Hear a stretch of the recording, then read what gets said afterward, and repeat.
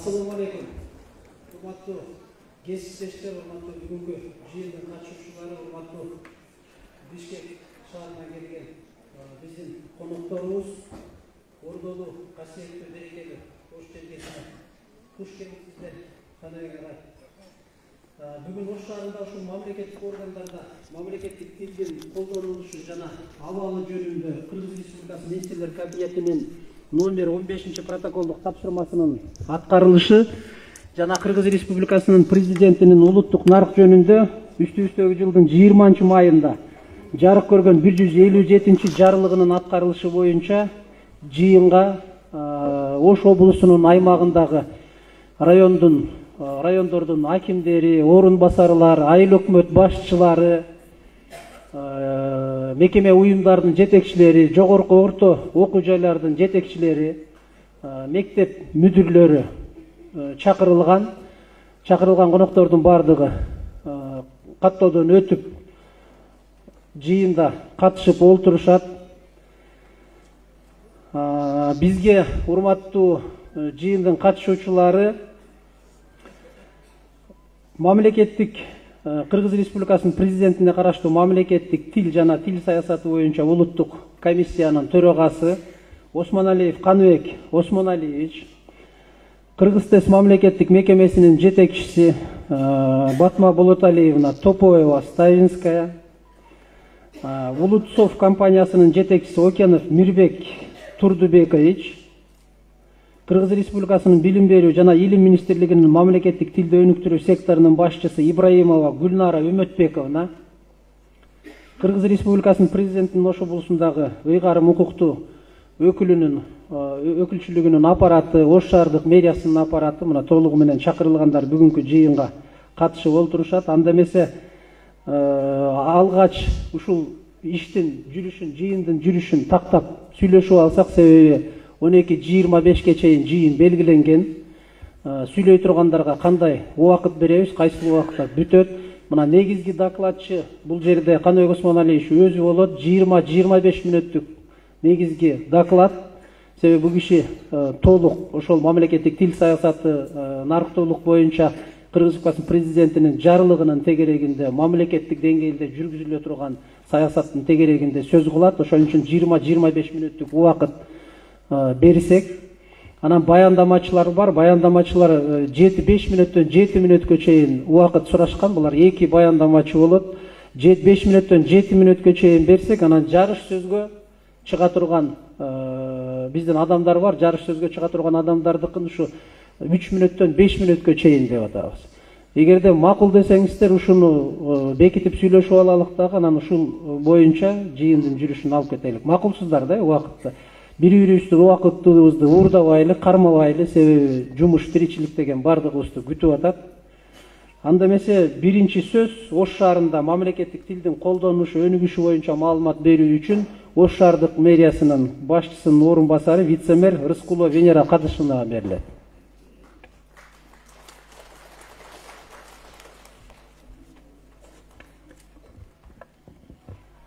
Саламатсыздарбы, урматтуу Каныбек Осмоналиевич, жалпы келген делегация, сиз менен жалпы бүгүнкү мамлекеттик тил саясаты жана улуттук нарк аталышындагы жалпы жыйындын катышуучулары, алыстан жакындан келгендер, учурдагы эгемендүү мамлекетибиздин өзөгүн түзгөн мамлекеттик тилибиздин абалын талкуулоо учурунан пайдаланып, Ош шаарында мамлекеттик тилдин колдонулушу жана өнүгүшү жөнүндө учкай токтоло кетейин. Ош шаарынын мэриясы Кыргыз Республикасынын мамлекеттик тил жөнүндө жергиликтүү мамлекеттик администрация жана жергиликтүү өз алдынча башкаруу органдары жөнүндө Ош шаарынын статусу жөнүндө мыйзамдарынын жана министрлер кабинетинин Кыргыз Республикасындагы 21-25 жылдары мамлекеттик тилди өнүктүрүү жана тил саясатын өркүндөтүү программасы жөнүндө токтомун алайык. Ош шаарындагы мекеме ишканалар, аймактык түзүмдөр жана жеке менчик субъекттер тарабынан такай аткарылуусун камсыздоо максатында атайын Ош шаарынын мэриясынын жылдык иш мерчемин иштеп чыкканбыз. Бул буйруктун негизинде бүгүнкү күндө иштер аткарылып жатат. 1-2-3 багытыбыз бар. Мамлекеттик тил агартуу тармагында деп айта турган болсок, өзүңүздөргө белгилүү болгондой 1999 жылы ЮНЕСКОнун башкы конференциясы тарабынан 21 февраль күнү эл аралык эне тил күнү деп жарыялангандан тартып 2000 жылдан бери дүйнөнүн көптөгөн мамлекеттери бул күндү, анын ичинде Кыргызстанда дагы белгиленип келет. Ош шаарынын мэриясындагы эл аралык эне тил күнүн белгилөө үчүн атайын иш пландарды, иш мерчемдерди иштеп чыгып, бунун алкагында Ош шаарындагы жалпы жогорку окуу жайлар, орто окуу жайлар жана билим берүү мекемелеринде эне тили жумалыгы белгиленген. Тиешелүү мекемелерде ачык сабактар, тарбиялык сааттар, талкуулар уюштурулуп, түрдүү этностордун эне тили менен маданиятын чагылдырган программалар менен коштогон иш-чаралар өткөрүлдү.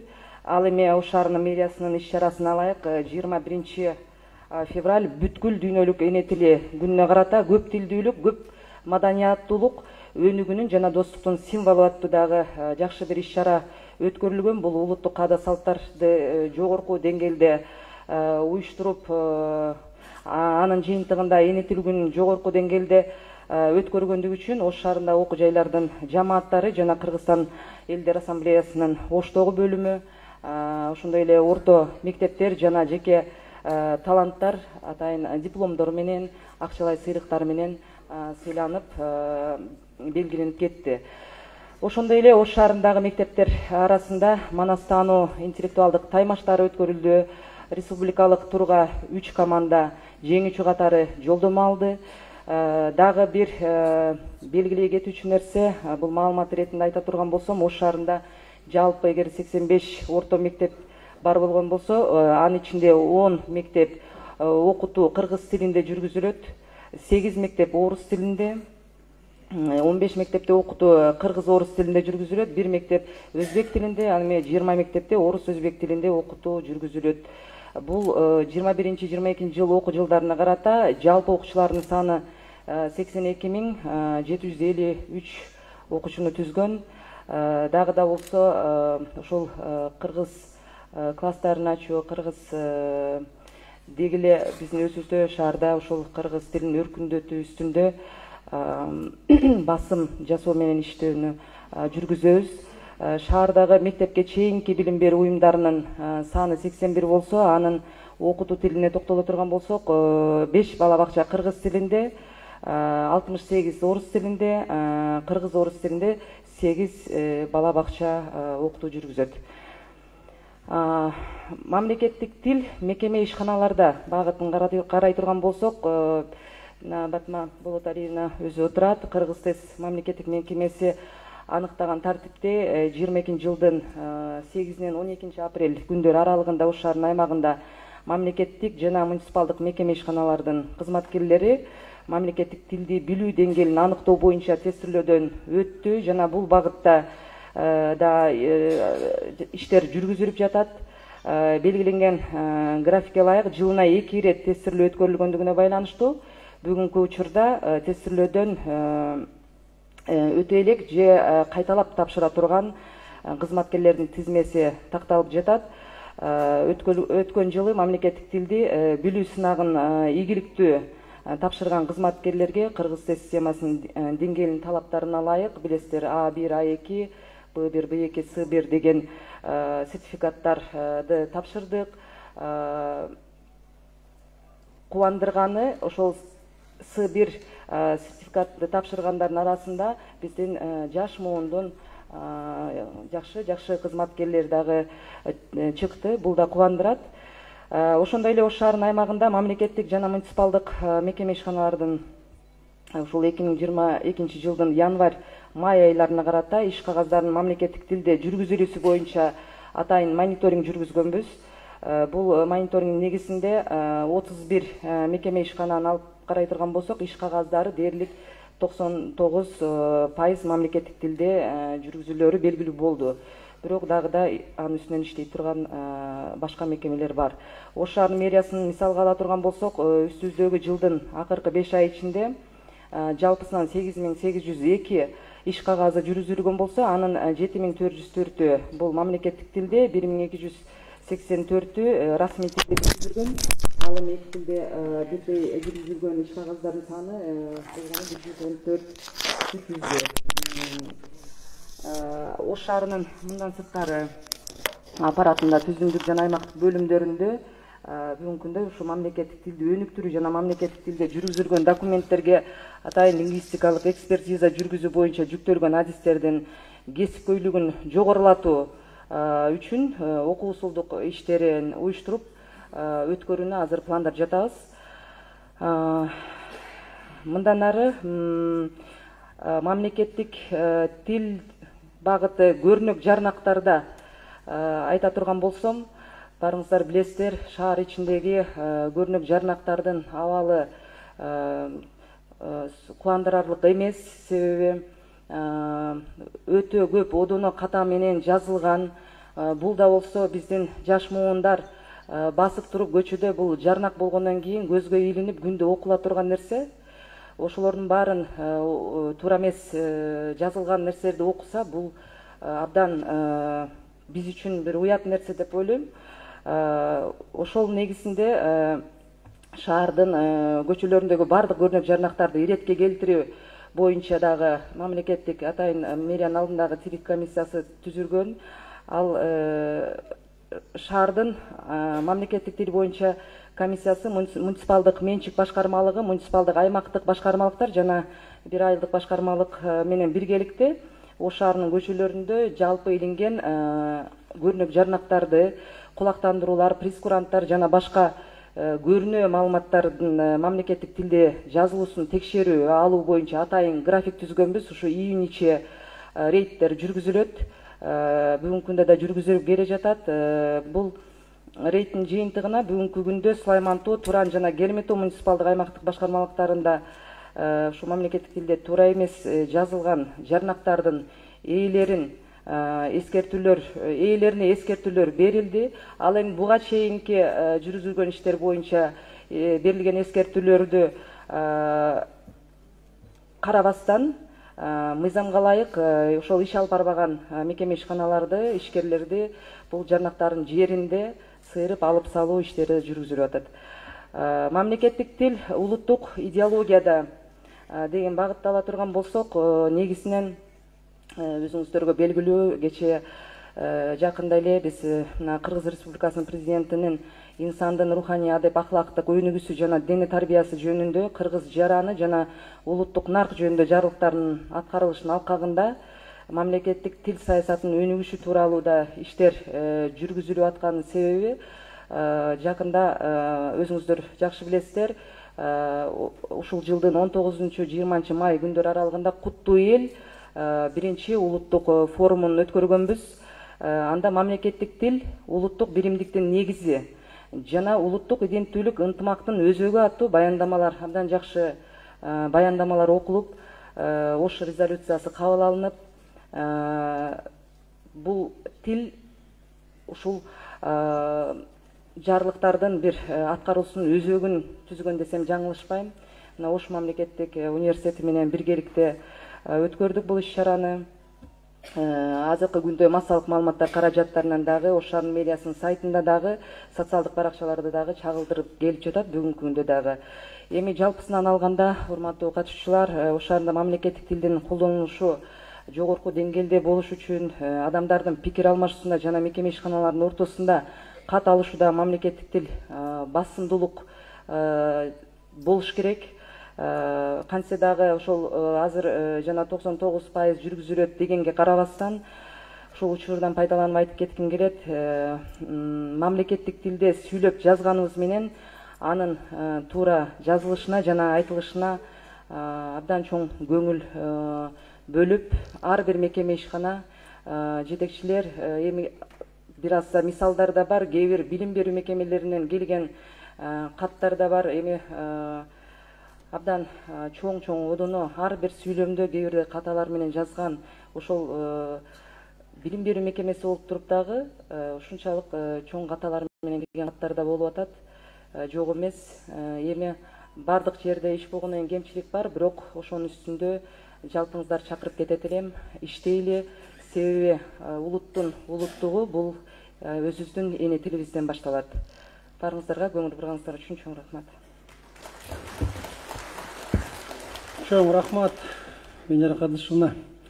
Ош облусунда жана Ош шаарынын аймагында мамлекеттик тил мыйзамынын аткарылышы, мамлекеттик мекемелердин иш кагаздарынын мамлекеттик тилде жүргүзүлүшүнүн абалы жана нарктуу мамлекеттик кызматчысын калыптандырууда мамлекеттик тилге көңүл буруу маселелери боюнча баяндама жасоо үчүн сөз Кыргыз Республикасынын президентине караштуу мамлекеттик тил жана тил саясаты боюнча улуттук комиссиянын төрагасы Осмоналиев Каныбек Осмоналиевичке берилет.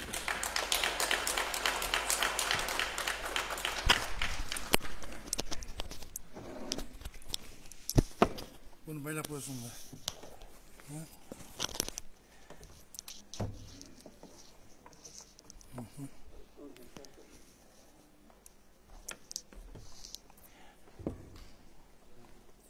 Meni kaçıp ketmesinde байлап koydu. Саламатсыздарбы, урматтуу менин туугандарым, Ордолук Ош чергесинин жарандары. Мен залда карап туруп абдан ушундай бир үмүттүү ойго келип атам. Жалаң жаштар отурушат. Биздин бүгүнкү иш-чарабыз абдан маанилүү жаштарыбыз үчүн, анткени биз өзүбүздүн эне тилибиз, мамлекеттик тил жөнүндө сөз кылмакчыбыз. Менин ушул бир кесиптик бир оорум бар, тамагым ооруйт ар дайым Саратанда жыл сайын. Ошол учурга түшүп калып атат.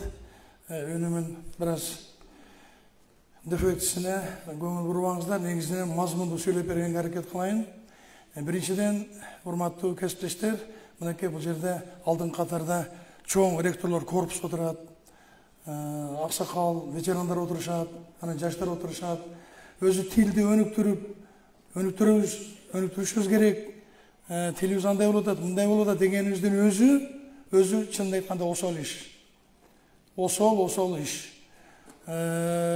Баягындай жакшы коо сөздөрдөн конкреттүү сөздөргө өтсөк, президентибиз Садыр Нуркожоевичтин биздин алдыбызга койгон негизги тапшырмасы ушул багытта кетип атат.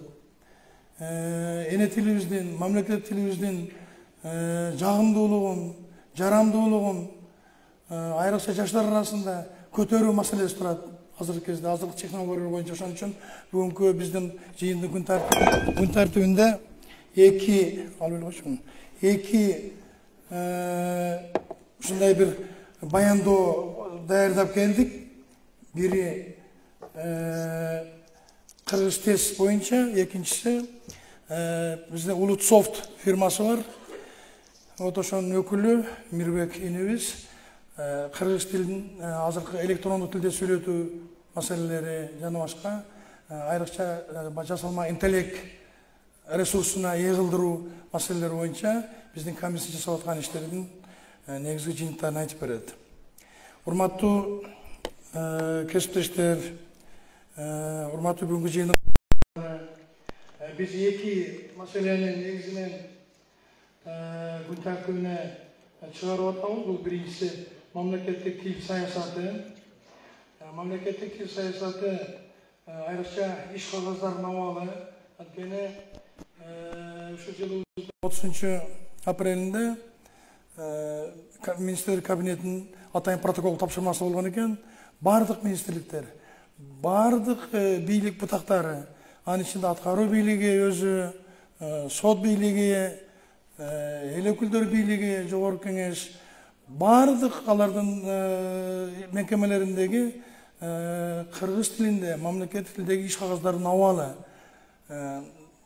ошолордун отчеттору ошол бизге абдан катуу тапшырма болгон. Ошол маселе.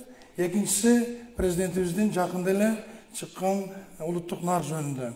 Мен мүмкүн болушунча презентацияны өзүм бул жерден башкарышка аракет кылам, мага да ассистенттерим жардам беришет. Бул жыйыныбыз эми негизги максаты кыргыз улутунун улуулугун, нарк населин, тарыхын сактаган, маданиятын даңазалаган Ош шаарында жана Ош областында мамлекеттик тил мыйзамынын аткарылышы, мамлекеттик мекемелердин иш кагаздарынын мамлекеттик тилде жүргүзүлүшүнүн абалы жана нарктуу мамлекеттик кызматчысын калыптандырууда мамлекеттик тилге көңүл буруу маселелери. Негизги документ мен айттым, 30-апрелдеги протоколдук тапшырма, андан кийин президенттин жарлыгы. Президенттин жарлыгы ошол эки документ жөнүндө сөз болот. улуттук нар жөнүндө буну жакшы билесиздер. Бардык областтарда, бардык райондордо, региондордо, айрыкча окуу жайларда бул боюнча өзүнчө иш-чаралар жүргүзүлүп жатат. Бул документ баарыбызга белгилүү. Биз ушуну мамлекеттик тилдин контекстинде, тил саясатынын контекстинде карамакчыбыз. Андан кийин ол протокол тапшырма. Мамлекеттик тил жөнүндөгү мыйзам кабыл алынганына быйыл 33 жыл болду. Бирок азыр Кыргызстандагы тил саясатында мамлекеттик тилди өнүктүрүү маселеси дагы эле толук кандуу ишке ашпай келе жатат. Муну мойнубузга алышыбыз керек. Мен башында айттым. Эми сөздөн ишке өтүшүбүз керек. Рас, эгемен жылдары мамлекеттик тилди колдоо боюнча жигердүү күч аракеттер жумшалганына карабастан, азыркы мезгилде кыргыз тилин колдоонун чөйрөсүн кеңейтүүдө, биринчи кезекте жогорку билим берүү системасында, мамлекеттик башкаруу чөйрөсүндө иш кагаздары азыркы мезгилге чейин мамлекеттик тилде жүргүзүлбөй, мамлекеттик тил өз кызматын мамлекет деңгээлде аткара албай, тилди өнүктүрүү боюнча кескин өзгөрүүлөрдүн болгондугу байкалбай жатат деген пикирлер коомчулукта байма бай айтылып келет. Кыргыз тили жашоонун сапатын жакшыртууга өбөлгө болуучу, башкача айтканда, талап кылынган ар кандай кесиптерге ээ болууга, өзгүлтүксүз билим алууга түрткү болуучу жерлерде жетишсиз колдонулуп келет. Бул биздин бүгүнкү күндөгү катуу эмебиз, пикирибиз. Ошондуктан мамлекеттик тилди колдонууга жана өнүктүрүүгө жалпы журтубуздун өзгөчө жетекчи аткаминерлерибиздин жана мамлекет башчыларынын күндөлүк жана түбөлүк камкордугу зарыл. Өзүңүздөргө белгилүү болгондой, былтыр 28-июлда президентибиздин дагы бир жарлыгы чыккан экен. Ага ылайык биздин мамлекеттик тил комиссиясы өзүнүн атын өзгөртүп, Кыргыз Республикасынын президентине караштуу мамлекеттик тил жана тил саясаты улуттук комиссиясы деп аталыптыр. Ага Кыргыз Республикасында ол эме жөнүндө сөз болуп атат. 319 жарлык отушунда аталган. Ошону уюштурууда негизинен мамлекеттик тил жана тил саясаты боюнча, ошого көңүл буруңуздар, тил саясаты деген сөз кошулуп атат. Бир топ ошондой иштер болгон экен. Негизинен бул жерде ошол биздин ишибиз мамлекеттик тил комиссиясына кошуп, терминологиялык комиссияны, кыргыз энциклопедиясын, кыргыз тез мамлекеттик мекемесин улуттук комиссиясына бириктирген. Мындан сырткары окуу борбору да бириктирилген. Натыйжада иштер башталган, абдан жакшы. Кыргыз Республикасынын президент тапшырмасына ылайык комиссия ошол эле Кыргыз Республикасынын президент администрациясын, Кыргыз Республика министрлер кабинетин, жогорку кеңештин аппаратын, андан сырткары могул мекемелерди, аймактарды, анан жогорку окуу жайларда мониторинг жүргүзүү, иш кагаздарына, ушул боюнча, ушул контекстте биз иштерди алып барып жатабыз. Бүгүн өзү бир абдан жакшы мамлекеттик мекеме бар, Инфодокс деген. Ал иш кагаздарын электрондуу жүргүзүү тутумунда маалыматына ылайык мекемелерде жүргүзүлгөн иш кагаздарын көрсөткүчтөрүн берет. Мен азыр слайды менен көрсөтөм, буюрса. Слайды менен. Мен өзүм адашпай эле кетип атам, кызым. Мен бир-эки цифраны айтып коеюн башында эле. Значит, мамлекеттик органдарда иш кагаздары орточо 7,1% менен 38,9% мамлекеттик тилде. Бул өтө эле аз. Дагы бир жолу кээ бир министрликтерде 7,1% эле кыргыз тилинде жүргүзүлгөн. Аларды айтып көрсөтөм азыр. Кээ биринде 38,9%. Биз жакшыбыз, кыйынбыз, кыйратып атабыз дегендери 40%га жетпейт экен. Ал эми жогорку окуу жайларда, урматтуу ректорлор, 25%дан 45%га чейин деген цифра берилип атат официалдуу түрдө, расмий түрдө.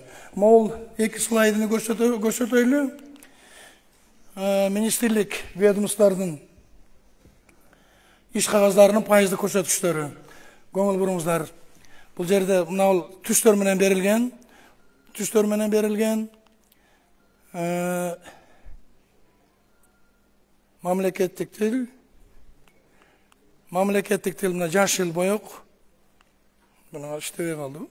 Жаш ел боек расмий тил. Анан эки тилде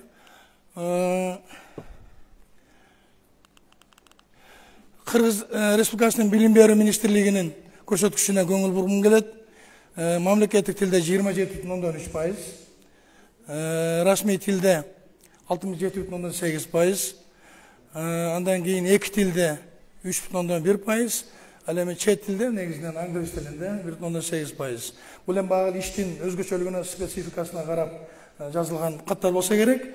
Бирок баарынан бизди ойлондурган кээ бир министрликтерди айталы. Коммерция министрлигинде,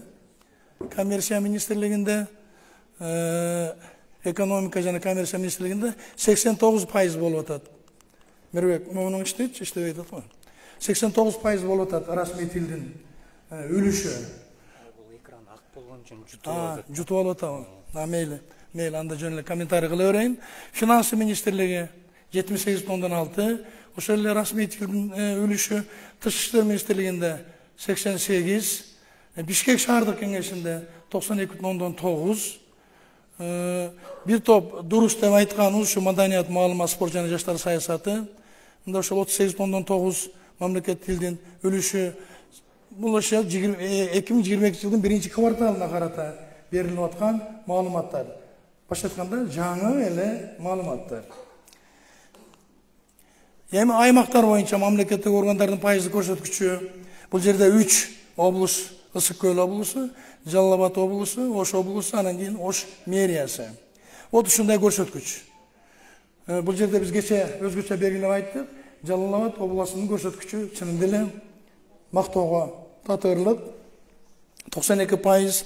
Кече биз ушу жыйында сүйлөп коюп анан кетип калбай, түштөн кийин Жалал Абад облусунун шаарынын Сузак районунун бир топ мекемелеринде болдук. Иш кагаздар. Бүгүн да түштөн кийин ошондой кылабыз.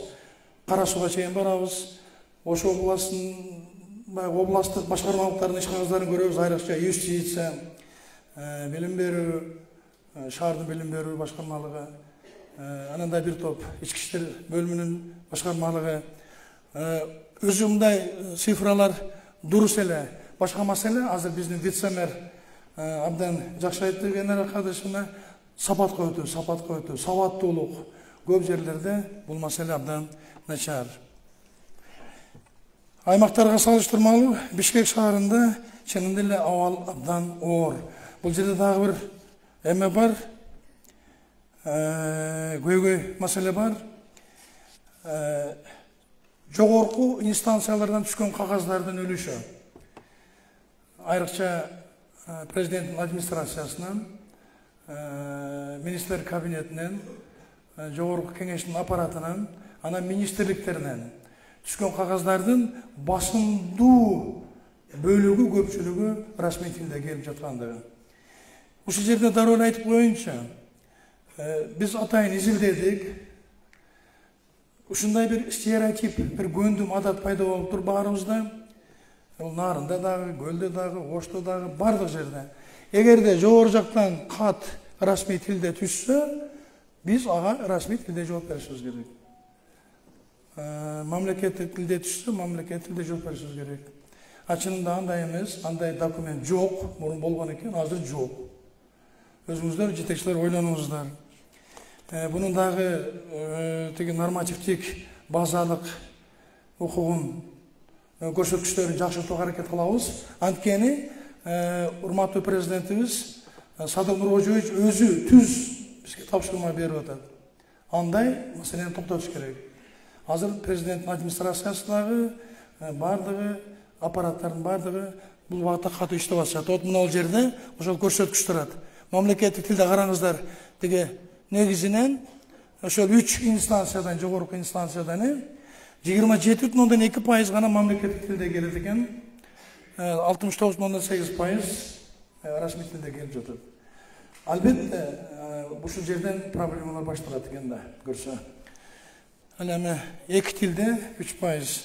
Эми Ош областы боюнча, мына сиздердин область боюнча негизги иштер бунда Ош областындагы ыйгарым укуктуу өкүлүнүн, Ош шаардык мэриясынын, Ош шаардык кеңешинин аппаратынын жана жогорку орто окуу жайларынын иш кагыздары мамлекеттик тилде жүргүзүлүшүнүн абалы мына бул слайдда көрүнүп турат. Айтмакчы, бул жерде ошол бүт мониторинг жүргүзгөнгө кеткен эме арналган көрсөткүчтөр жумушчу топ түзүлгөн, иш кагыздарын үлгүлөрүн талдоо негизинен биринчи Кыргыз Республикасы мамлекеттик тил жөнүндөгү мыйзамдын аткарылышына, экинчи кыргыз тилинин жазуу эрежелеринин талаптарынын сакталышына, иш кагаздардын жүргүзүүнүн типтүү нускамасынын талаптарына ылайык таризделиши, отошко көңүл бурулган. Ошого көңүл бурулган. Кийинки слайдты бере бериңиз, кийинки слайдты. 22 жылга салыштырмалуу мониторингдин абалы Кыргыз Республикасы президентинин ошол Ош областын ыйгарым укуктуу өкүлүнүн аппаратындагы абал көрүп турасыздар. Бул жерден түстөр өзгөрүп кетиптир. Бул жерде кызыл мамлекеттик тилде жакшы 88,5. Ош шаарынын мэриясына проблема бар, бир аз 72,4. Ал эми Ош шаардык кеңеши 99,9. Бирок бул жерде суроолор болсо жооп беребиз. Изилдөөлөрдө бир топ баягындай өлчөмдөлгөн цифрлардын оюну жүрөт бул жерде. Андан кийинки слайдты көрсөтөлү. Эми бул райондор боюнча таблицалар, Алай райондук мамлекеттик администрациясы, Ноокат мэриясы, Кара Суу, Өзгөн шаары, Каракулжа, Араван, Чоң Алай. Мында көрсөткүчтөр бардыгы болжол менен бирдей эле. Башка маселе, дагы бир жолу айтам, аны өзүнчө баягындай абдан тактык менен изилдеп атышат.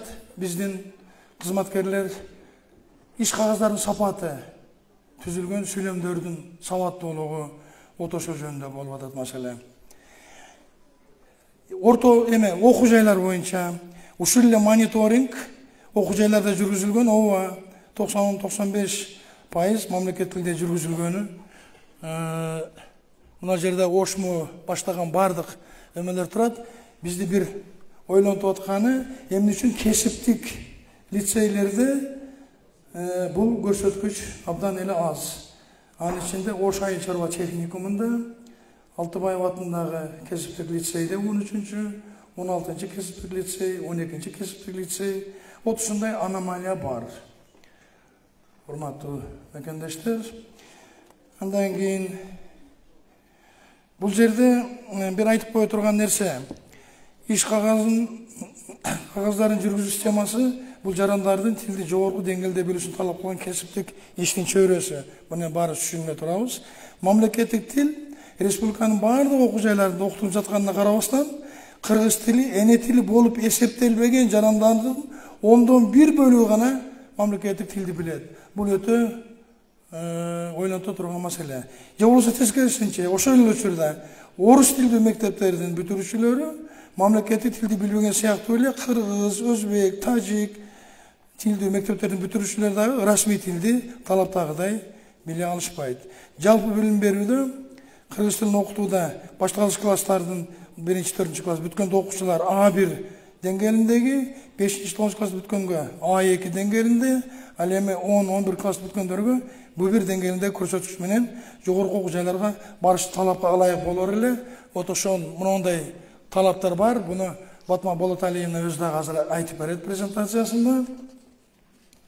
Ал эми учурда жогорку окуу жайлардын студенттеринин 85% райондордон, алыскы айылдардан келишет. Демек, жалпы билим берүү мекемелеринде сабаттуулук маселесине катуу талап коюлушу керек. Кыргыз тест боюнча мен бул жерден өткөрүп кете берейин. Болоталиевна, Батма Болоталиевна өзү айтар. Мында бизде залда билим берүү министрлигинин мамлекеттик тил боюнча секторунун башчысы отурат. Гүлнара айым, ал киши дагы өзүнүн оюн айтууга мүмкүнчүлүк берсе, кыска. Себеби бул жерде бир топ талаш маселелер бар. 2003 жылдагы билим берүү жөнүндөгү мыйзамдын 6-беренеси, анда окутуунун тили деп жазылган. Мен окуй эле коеюнчу. билим берүү уюмдарында тил саясаты Кыргыз Республикасынын Конституциясына жана Кыргыз Республикасынын мыйзамдарына ылайык жүзөгө ашырылат.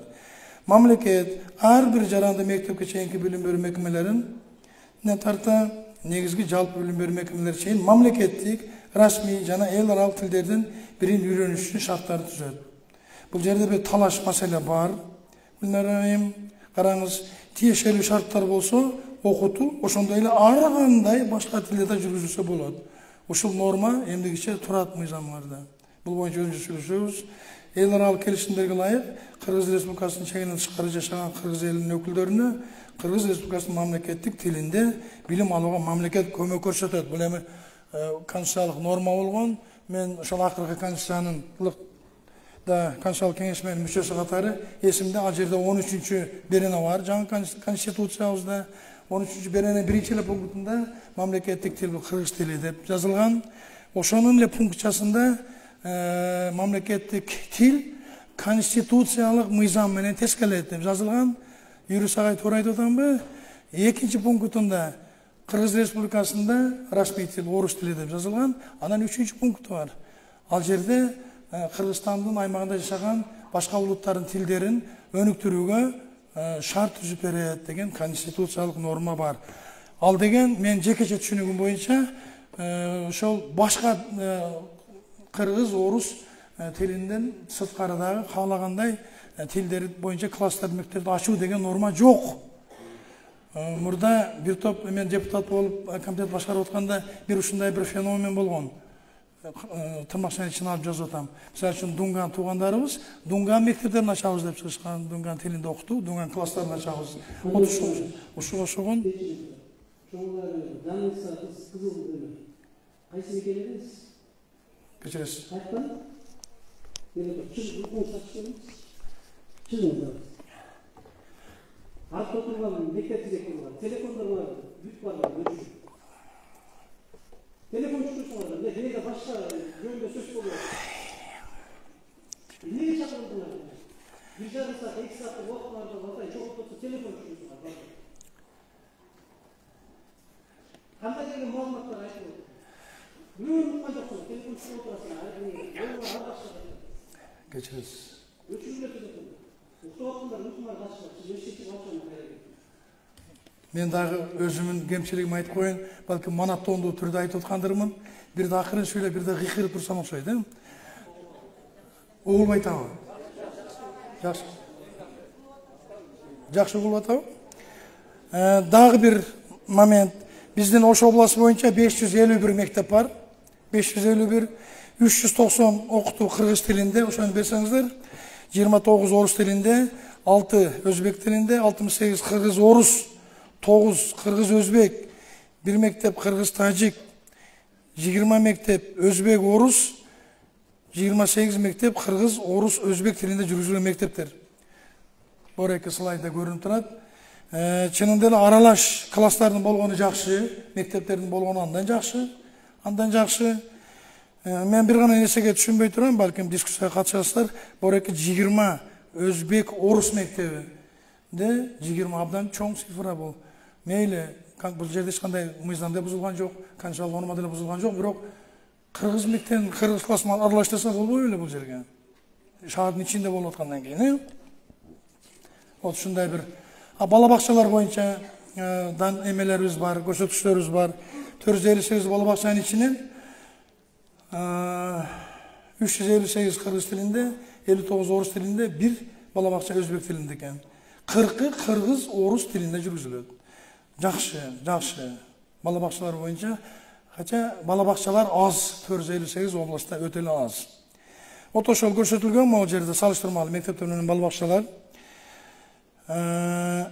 Шаардагы көрсөткүчтү биздин вице-мэр Венера Кадышевна өзү айтты, мен кайталабай эле коеюн. Шаарда ошол 18-и баягы окутуу орус өзбек тилинде жүргүзүлөт экен, Венера Кадышевна. Ошого көңүл бурсаңыздар. Андан кийин Ош шаарында мектепте окуучулардын саны жөнүндө дагы мондай информация бар. Мен айтмакчы, унутуп калыпмын. Ушул биздин презентациянын могул көрсөткүчтөрдүн бардыгын биздин өкүлчүлүк бар. Ош шаарында, Баткен облысында, Ош облысында, Жалал Абад облысында алсаңар болот. Биздин немеге кирип, интернет сайтка мам тил деген биздин интернет баракчабыз бар. Алып пайдалансаңыздар болот. Айрыкча мекеме башчылары, студенттер деле бул мамлекеттик сыр эмес. Мен эми бул жерде бир топ баягындай статистикалар бар, ага токтолбойм, убакыт маанисинде эле бүтүп атат. Урматтуу жыйындын катышуучулары, улуттук нарк жөнүндө президентибиз жакын эле кол койду, жарлык иштеп атат.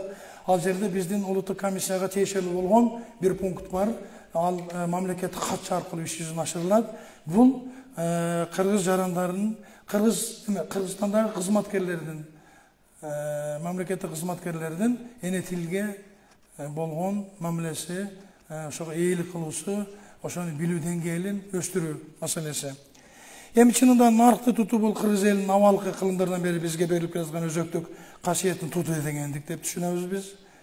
Ар бирибизге таандык нерсе, кыргыз баласы келечекте өзүнүн ким экенин билип, башын бийик көтөрүп, кыргыз элинин урпагы болуп калгандан сыймыктануу менен эч кимге күнкор болбой, туш келди бирөөлөрдү туурап, ээрчи бербей, улуу тоонун эркин учкан кушундай жашоону сүйүп келечекте жарык карап, жакшы аттуу, жарык жүздүү болуп, таза жана талбай эмгектенишибиз шарт. Биздин элдик протокол жөнүндө көп айтып атабыз, наркты айтып атканда. Демек, бизден эч кандай өзгөрбөй турган, анын ичинде үрп адатыбыз, салтыбыздын сакталышы, отошулордун баардыгы абдан маанилүү экендигин сиздерге дагы бир жолу эсиңиздерге салып коюшубуз парыз.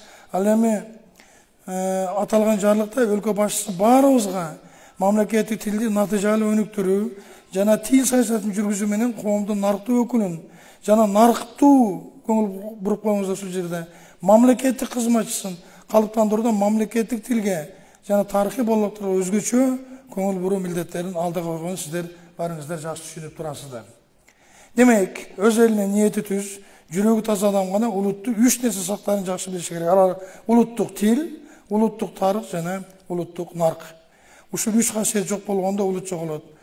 Ушул кезге чейин биз улуттук идеологияга айлантып, күнү-түн оозубуздан түшүрбөй айтып келаткан экономика жөн гана материалдык байлык топтоого эмес, дал ушул руханий баалыкты өткөрүүгө кызмат кылышы керек. Дин маселесинде өзгөчө орду бар экендигин баса белгилешибиз керек. Ал боюнча дагы биздин мамлекеттик тилибиз менен болгон анча-мынча ыйкы-тыйкы баягындай проблемалар пайда болуп атат. Ал турсун өөрчүп атат деп айтам. Мен тагдырым ушундай болду. Билим берүү министри да болдум. Дин комиссиясынын директору да болдум. Азыр эми тил комиссиясы менен иштеп атабыз. Баягы өзүм бир топ түшүнүүнө калган деңгээлге жеттим деп ойлойм. Чынын деле бул жаатта дагы абдан көп көйгөй маселелер бар. Биз эми кыргыз эли, кыргыз мамлекетинин түзүүчүсү, анын ээси жана жооп берүүчүсү катары кыргыз тили, ошол кыргыз мамлекеттигинин негизи катары өзгөчө вазифа, өзгөчө жоопкерчилик милдет бар экендигин билип коюшубуз керек. Урматтуу жыйындын катышуучулары, биз ушул комиссиянын атынан, улуттук комиссиянын атынан ошол мониторинг жүргүзгөндө жана башка күндөлүк иштер аткарганда бир нече милдеттерди сиздерге айтып коюуну туура көрдүк. Мен аны окуп берейин. Биринчи эле ошол министрлер кабинетинин 30 апрелдеги, мына быйыл номер 15 протокол тапшырмасын өз убагында аткарышын кабыз кылуу. Экинчи, мамлекеттик тил жөнүндө мыйзамдын аткарышы боюнча, маселен облустук, райондук, шаардык коллегияларда кароо. Андан кийин мекемелерде жана уюмдарда айрыкча калктуу тейлөө пункттарында жарандардын суроо талабына ылайык берүүчү документтер, бланктар басымдуу расмий тилде жүргүзүлүп жаткандыктан мамлекет тилдеги үлгүлөрүн тез арада даярдап жайылтуу. Кече Жалал Абадтын 2 банкында болдук биз, улуттук банкынын филиалында, анан кийин АКБ Кыргызстан банкынын филиалында болдук. Чынында эле маселе ал жерде абдан көп. Баягындай өзүбүздү өзү алдап атабыз да, коридорлорго иш кагаздарын илип койгонбуз, кардарлар менен иштеген учурда андай нерсенин эффективдүү иш жүзүнө ашырылып жатканын байкаган жокпуз. Ушундай эле көрүнүш юстиция башкармалыгында, согуш комиссариаттарында, ички ошол жүргүзүлүүчү кагаздардын өзү эмдегиче расмий тилде гана берилип аткандыгы абдан түшкөлдүп атат.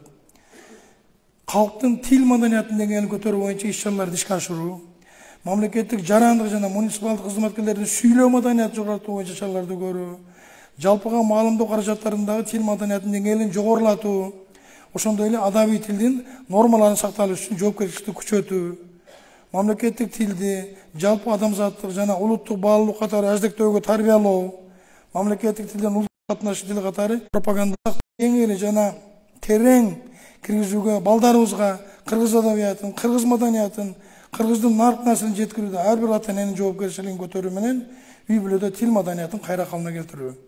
Элдин көкүрөгүнө уйган улуттук наркылыкты кайра калыбына келтирүү. Кайра калыбына келтирүү деген сөз бул жерде кокусунан да келип чыккан жок. Бир кездерде ал эки көрсөткүчтөрдөн жогору деңгээлде болгон, балким 2 кылым, 3 кылым, 4 кылым мурун ошолорду бир топко чейин жоготуп алып, кайра калыбына келтирүү маселеси жөнүндө сөз болуп атканын түшүнүп турасыздар деп ойлойм. Сөзүмдүн акырында мамлекет тилибизге, мамлекетибизге баарыбыз үлгү көрсөтүп, улуттук наркыбызды, маданиятыбызды, улуттук жан дүйнө баалуулуктарын аздектеп сыйлап, анын өнүгүшүнө салым кошууга баарыңыздарды чакырам. Мен докладым бүттү. Көңүл бурганыңыздар үчүн чоң рахмат.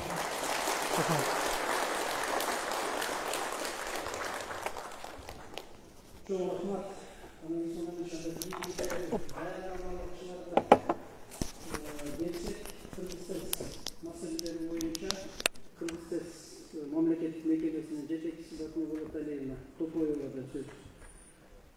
Убактыбыз улам кыскарып кетип атат. 5 мүнөттөн уланып баяндамачыларды. Эгер мүмкүнчүлүк болсо ушу бир 5 макул 7 мүнөт ичинде бүтүрүңүздөр.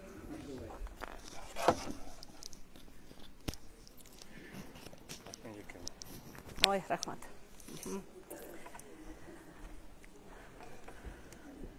Арыбаңыздар, урматтуу Каныбек Осмоналиевич, урматтуу Данияр Төрөгазиевич, ошондой эле бүгүнкү жыйындын катышуучулары. Урматтуу жыйындын катышуучулары, ошол өзүбүздүн эгемендигибиздин 10 жылдык буга чейинки тарыхына кайрылсак, 2012 жылы негизги көйгөй, ошол мамлекеттик тилди өнүктүрүү жаатындагы негизги көйгөй бул канткенде биздин мамлекеттик тилибиздин баркын көтөрүп, канткенде бир ушундай муктаждык, зарылдык пайда кылып, канткенде ушул ишти ордунан жылдырабыз деген бир чоң көйгөй бар эле.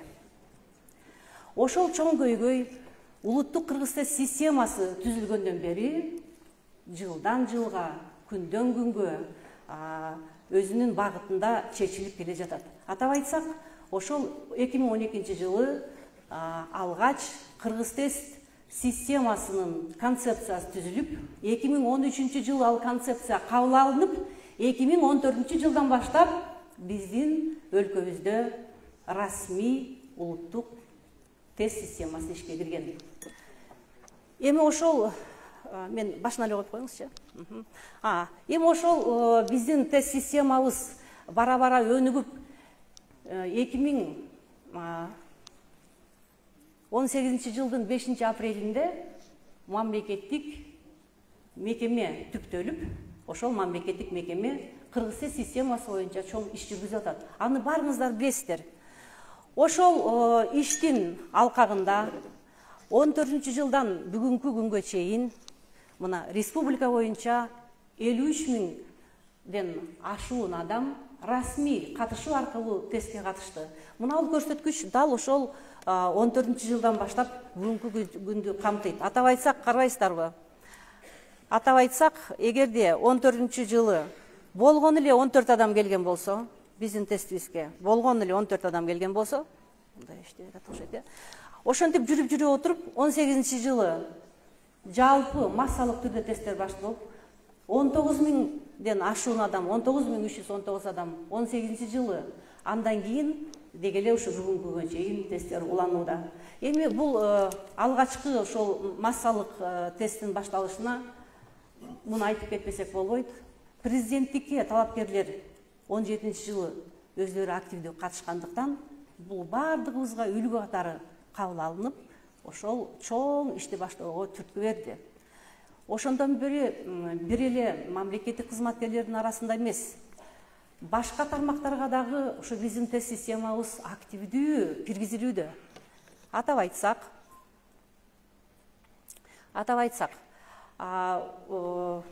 жанакы жоболорду койсоңуз. Андан кийинкисине. Атап айтсак, карайсыздарбы? Ошол тесттер президенттикке талапкерлердин, ошондой эле жергиликтүү өз алдынча башкаруу органдарынын арасында, андан кийин мектеп окуучулардын арасында, бүтүрүүчүлөрдүн арасында ошентип отуруп жарандык берүү маселесинде жана илимий даражаларды ыйгаруу маселесине да киргизилип жатат. Бул эмнеден кабар берет?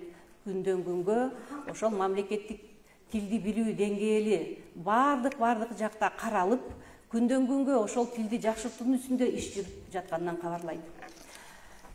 Эми дегеле биздин системабызда 6 деңгээл каралган, 6-чы деңгээл келерки жылы киргизилет. Азырынча 5 деңгээлдин үстүндө иштеп атабыз.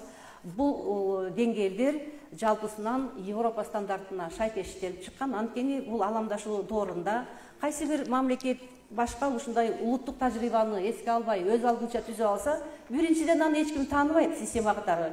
Демек, анын өнүгүү жолу да кыска болот. Ошондуктан биз биринчи күндөн баштап ошол Европа стандартына шайкеш кадам менен бардык талаптарды ушундай эл аралык деңгээлде иштөөгө аракет жасап атабыз.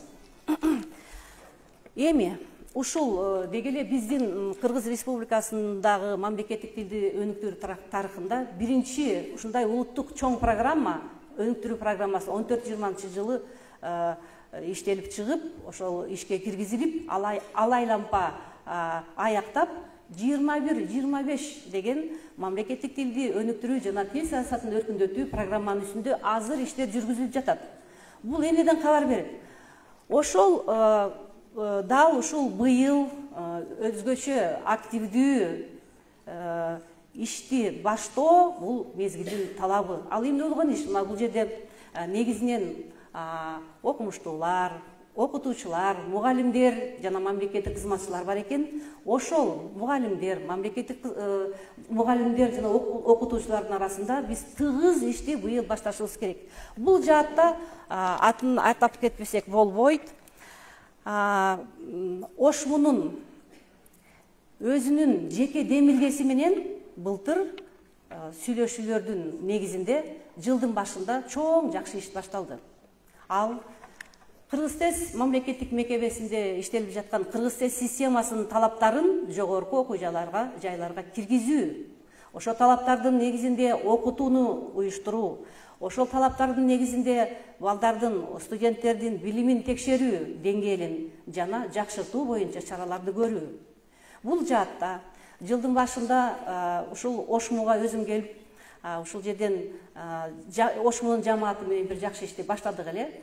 Бул иш андан кийин биздин мамлекеттик мекемебизде улантылып, окутуучулар Кыргызтест системасынын талаптары менен таанышуу менен чектелип калбастан, ошондой эле тест түзүү маселелерин, ошонун методикасын дагы карап, бизден окуудан өтүп, биринчи сертификаттарды алышты.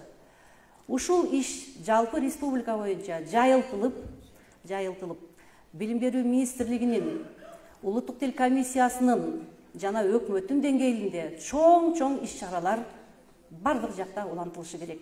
Ошондо гана биз бирдиктүү саясат жүргүзүп, бирдиктүү бир талаптын негизинде иштеп, демек бардык иштерибизди иреттеп алышыбызга түрткү берет. Бүгүнкү ушундай бир жакшынакай мүмкүнчүлүктөн пайдаланып, мен ошол дегеле Кыргызстанда кабыл алынып жаткан жоболор, иштелип жаткан бир ушундай биздин максаттарыбызды чагылдырган бир чоң президенттин жарлыктарын дагы атап кетпесек болбойт. Атап айтсак, ушул жылдын 18 январында президентибиз мамлекеттик тилди колдонуу чөйрөсүн мындан дагы ары кеңейтип, ошол мамлекеттик тилди билүү деңгээлинин стандарттарын, окумуштуулук даражаларды берүү жаатына да киргизди. Бул дегеле дүйнө жүзүндө айтылып келгендей, кайсы өлкөдө мамлекеттик тил кандай өнүгүп жатканын көргүңүз келсе, ал ошол өлкөнүн башында турган адамдын мамлекеттик тилге болгон ушундай көз карашын чалдырат дейт да. Андыктан биздин президентибизге буга чейинки ошо биздин кыргыз тил системабызды колдоп келген бардык адамдарга жана президент аппаратына, өкмөт аппаратына, жогорку кеңештин депутаттарына атыргай өз учурунда бизге бардык жактан колдоо көрсөтүп, каржы маселелерин чечип берип, ушундай жапатырмак ушул ишти баштап өркүндөтүүбүздүн негизинде бүгүн Кыргызстанда эле эмес, ошондой эле эл аралык деңгээлде тааныла баштаган улуттук системабыз иштелип чыкты. Эми ушул улуттук системабыз, кыргыз тил системасы бул Кыргызстанда бир эле мамлекеттик тилди билүү деңгээлин баалоочу система эмес. Ошондой эле расмий тилди, эл аралык тилдерди дагы баалай турган система. Биринчи кадам албетте биздин эне тилибизден, биздин мамлекеттик тилибизден башталды.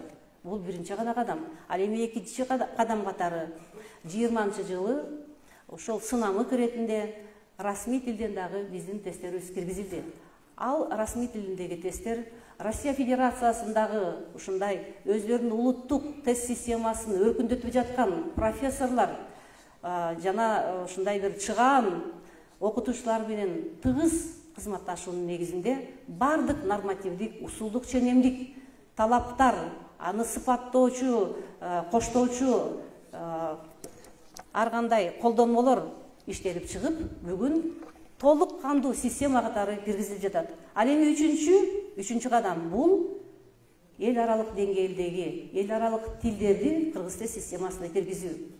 Ушинтип бир 4 жыл мурда маселе көтөрүп, биз эл аралык тилдерди дагы киргизебиз десек, мени кандайдыр туура эмес түшүнүп калып эле. Эми ушу биздин кыргыз тилибизди эми эл аралык деңгээлде баары билип калабы деп кичине ушундай туура эмес түшүнүштү эле. Анын төркүнү, мааниси мында. Эгерде биздин кыргыз тил системабыз ошондой деңгээлге өрчүп, өнүгүп чыгып, эл аралык деңгээлде эл аралык аудиттердин ушундай баамына туруштук бере турган болсо, бара-бара биздин кыргыз тил системабыз башка өлкөлөрдөгү системалар менен жуурулушуп иштеп, алардын тестин бизге киргизип, биздин жарандар, биздин жаштар башка өлкөлөргө чыгуунун алдында өзүбүздүн өлкөбүздө, өзүбүздүн системабыз боюнча тест тапшырышат дагы. Ошол мөөрү бар, эл аралык альте деген ушундай уюмдун мөөрү бар сертификаттарга ээ болушат. Ал сертификат дүйнө жүзүндө бардык жакта таанылат. Эми бул албетте чоң иш. Бул ишти аткарыш үчүн мен бир жылда жок дегенде 2 жолу эл аралык конференцияларга чыгып, ал жакта ушул өзүмдүн элимдин улуттук системасын даңазалап, ошол туура нукта жүрүп атканын бардык кадамдары ошол эл аралык талаптарга шайкеш экенин көрсөтүп, ынандырып, анан кийин алар биздин система менен жуурулушуп иштей башташат. Эми биз азыр Каныбек Осмонович айтып кеткендей, былтырдан баштап ушундай тил жаатындагы мекемелердин баары тең бир ушундай кошулуп, тил жаатындагы маселелерди бирге чечүү, мындан ары өнүктүрүүдө ар тараптуу көз карашты ортого салып бирге чечип, ушу тилди өнүктүрүү жолун кеңейтүү жаатында ишти алып баратабыз. Ал эми Каныбек Осмоновичтин ошол жаңы ишиндеги алгачкы иштиктүү кадамдарынын бири болуп, 1-2 декадасында Бысмылда деген бир чоң нерсе аткарылды. Атап айтсак, жанакы Кыргыз Республикасында чет өлкөлүк жарандарга жарандык берүү маселелерин кароо боюнча жобо бар. Ошол жобого да биз тактоо киргизип, кыргыз тил системасынын талаптарына ылайык, ал жарандар мамлекеттик тилди кандай деңгээлде билиш керек деп, аны талкуунун негизинде А1 деп белгиледик. А1 деген эмне? Бул албетте бул эң эле баштапкы элементардык кадам, элементардык деңгээл. Бирок ошол адамдар жок дегенде 500 сөздү, сөз бирдигин өздөштүрүп, ошол сөз бирдигин кадимки күнүмдүк чөйрөдө, социалдык чөйрөдө колдоно биле алса, анда бул жакшы иш болот. Жана ошол жарандар биздин жарандыгыбызды алууга татыктуу болот.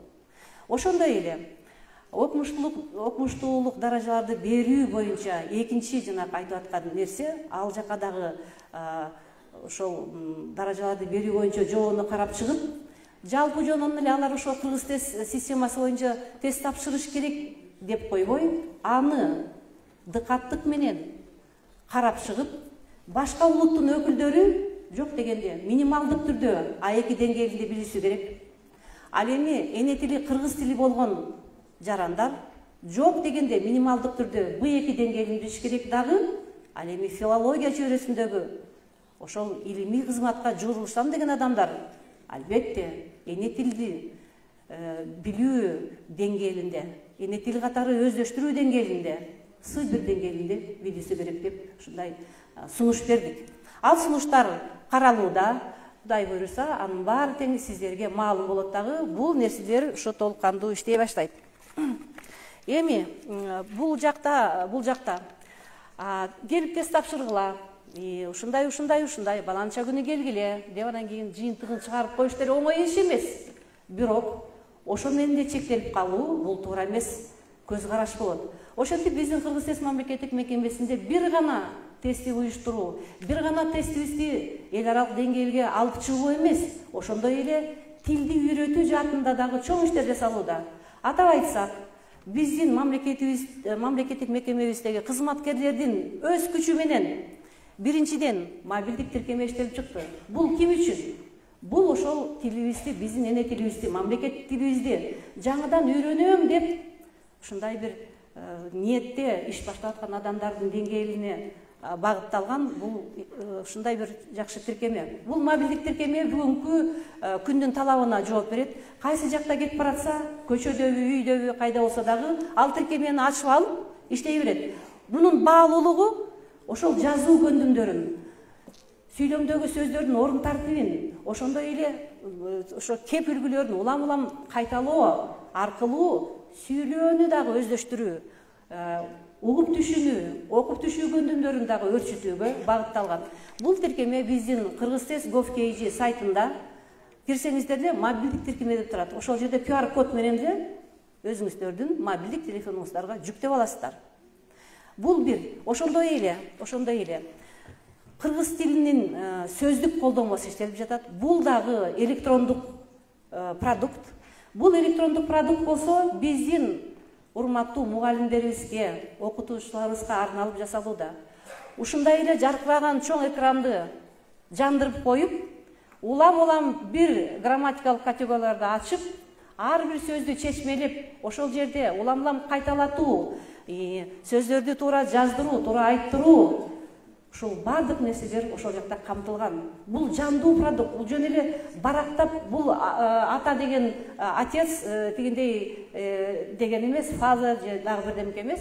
Бул ошо жандуу сөздөрдүн жандуу иштешин камсыздаган ушундай электрондук продукт. Эми урматтуу жыйындын катышуучулары, ошо жаңылык катары дагы бир нерсени айтып койгум келип атат. Биз Каныбек Осмалович менен, ошо жамаатыбыз менен, Кыргызтест мамлекеттик мекемесинин Кыргызтест улуттук системасынын негизинде, ошо талаптардын негизинде карап чыгып, деңгээлдик талаптарды толук кандуу иштетүү максатында бизге келип иштеп жаткан эмгек мигранттардын арасында дагы тесттерди ушундай кеңири киргизүүнү көздөп жатабыз. Ошого дагы биз жаңы кат жазуу аркылуу сунушубузду билдиребиз. Жана бул албетте коомдук талкууга дагы балким коюлат. Антпесек биздин мамлекетибизге келип аткан адамдарды иштөөгө, окууга келип аткан өзгөчө эмгек мигранттардын дагы бир тартипке келүү бүгүнкү күндүн чоң талабы болуп турат. Албетте, мен ойлойм, ошо биздин Кыргызстаныбыздын ар бир жараны, мекени сүйгөн жарандары муну эки кол менен колдойт болуш керек. Ал эми сиздерге болсо, сиздерге көп эле нерсени айткыбыз келет, бирок ар нерсенин дагы мындай чектөөлөрү бар дегендей. Биздин бүгүнкү Кыргызтест мамлекеттик мекемеси бир гана жеринде гана иштөөнү камсыз кылуу менен чектелбестен, ошондой эле онлайн нуктамды сиз карап атасыздар, көрүп атасыздар.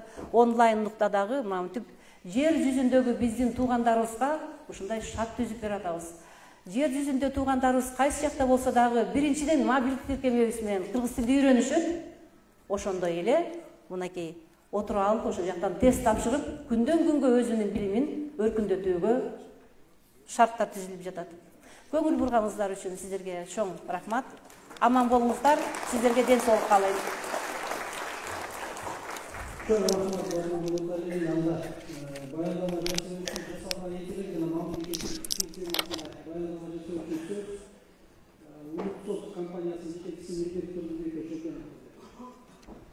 Саламатсыздарбы? Мага 7 мүнөт берилди эле, бирок убакыт кыска болгон үчүн 5 мүнөткө сыйдырганга аракет кылам. Кыска нуска. Атым Мирбек, Улутсофт компаниясынын жетекчиси болом. Чет мамлекетте билим алгандан кийин кайра ошол чет мамлекетте IT тармагында иштеп, Кыргызстанга кайтып, досторубуз менен бирге фирма ачканбыз. Анан азыркы учурда Бишкекте өзгөчө мамлекеттик мекемелер менен санариптештирүү жаатында алгылыктуу иштерди алып келатабыз. Ошол иштерибиздин бирөө тил комиссиясы менен биргеликте тил темасына арналган. Андыктан кулağыңыздар менде, көзүңүздөр экранда болсун. Бул сүрөт биздин мына жогоруда Каныбек Усманалиевич айта кетти, кандай ыйык бир мураскорлорубуз, тилибизди даңазалаган бир сүрөт. Аттын жабдыктары, ар бир жабдыктын өзүнүн аталышы бар. Бирок тилекке каршы мындай бир көрүнүш бар. Акыркы жашообуздун ичинде ушул аталыштарды канчалык колдонуп келебиз? Оозубуздан нокто деген сөз чыктыбы? 1 жылдын ичинде. Чыккан жок. Демек, тилибиз замандын талабына жараша өзгөртүүгө, өнүктүрүүгө муктаж болгон бир мурас. Эми бизге жетип келген ата салттын мурасын кимде дагы колубузду жүрөккө коюп ырдайбыз го. Ата салттын мурасын ыйык сактап, кийинки урпактарга өткөрүп берели деп. Кээ бир нерселерди өзүнүн нугунда, өзүнүн наркында өткөрүп берүүгө тийишпиз, кээ бир нерселерди болсо өнүктүрүп өткөрүп берүүгө тийишпиз. Тилекке каршы күнүбүздө кээ бир сөздөр, ошол эле мисалы автоунаада колдонуп келген руль, сцепление, карбюратор деген сөздөрдү көп колдонуп калдык. Бирок бизге келген ата салттын мурасын ошондой өнүктүрүүгө шарт түзүү жаатында күнүбүздүн талабы.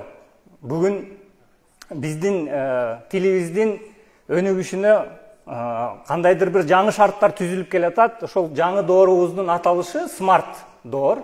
Смарт деген сөз билесиздер, англис тилинен акылдуу деп чечмеленет, которулат. Жөнөкөй буюмдарыбыз күнүмүздө акылдуу буюмдарга айланып келген кези, жөнөкөй саатыбыз акылдуу саат болду. Жөнөкөй сыналгыбыз акылдуу сыналгы, смарт ТВ дейбиз. Жада калса көз айнектерибиз дагы мындан кийин акылдуу көз айнек айланып келаткан мезгили. Эми ушул доордун талабына жараша тилибизди кандай өнүктүрсөк болот деген чоң бир суроо туулуп жатат. Анткени бул смарт буюмдар, албетте биз смарт буюмдарды башка өлкөлөрдөн сатып алып жатабыз. Булар өздөрүнүн ичинде даяр тили менен келип жатат. Даяр тили менен келген дегенде биз эми азыркы учурга чейин бул продуктылар менен, смарт буюмдар менен байланышты дагы бир ортомчулар аркылуу түзүп келдик элек. Мисалы компьютерге өзүңүздүн буйртмаңызды клавиатура аркылуу бересиз. Сыналгыга үнүн көтөр же болбосо канал алмаштыр дегенде пульт колдоносуз. Бирок азыркы учурда жаңы шарттын негизинде бул смарт буюмдар менен жөнөкөй тил менен, сөз менен байланыш түзүү мүмкүн болуп жатат. Демек, бул смарт буюмдар кийин биздин жашообузда күн өткөн сайын бул смарт буюмдардын саны көбөйүп жатат. Ар кайсы тармактарда кайсыл тилде баарлашабыз, кайсыл тилде ушул смарт буюмдар менен байланыш түзөбүз. Анткени эртең бүрсү күнү муздаткычыңыз менен сүйлөшүп каласыздар.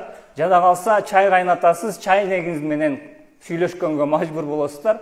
Биздин ошо максатыбыз ушул буюмдар менен, смарт буюмдар менен, же болбосо технология жаатында кыргыз тилин өнүктүрөлүк деген максат койгонбуз. 4 этаптан турган бир жасалма интеллект продуктусунун үстүндө иштеп жатабыз. Birinci, ekинчи баскычтар буюрса аткарылды. Текстти үнгө айландыруу, үндү текстке айландыруу. Быйыл тексттин семантикалык анализи, башкача айтканда, ушул сөздү анализдей турган жасалма интеллекттин мээси менен алек болуп жатабыз. Эмки жылы болсо буюрса тексттин синтези. Мунун жыйынтыгында кыргыз тилин толук түшүнгөн жана кыргыз тилинде жооп бере ала турган бир продукт. Барыңыздар, балким телефонуңуздарда колдонгонсуздар, мисалы орус тилинде Алиса деген бир продукт бар. Орус тилинде сүйлөсөңүз түшүнөт, кайра сизге мазмунду жооп кайтарып бергенге мүмкүнчүлүгү бар. Биздер дагы буюрса ошондой бир продукттун үстүндө иштейлик, жыйынтык чыгаралык деген максат койдук. Бул продукт толугу менен жасалма интеллекттин принциптери үстүндө иштелип чыгып жатат.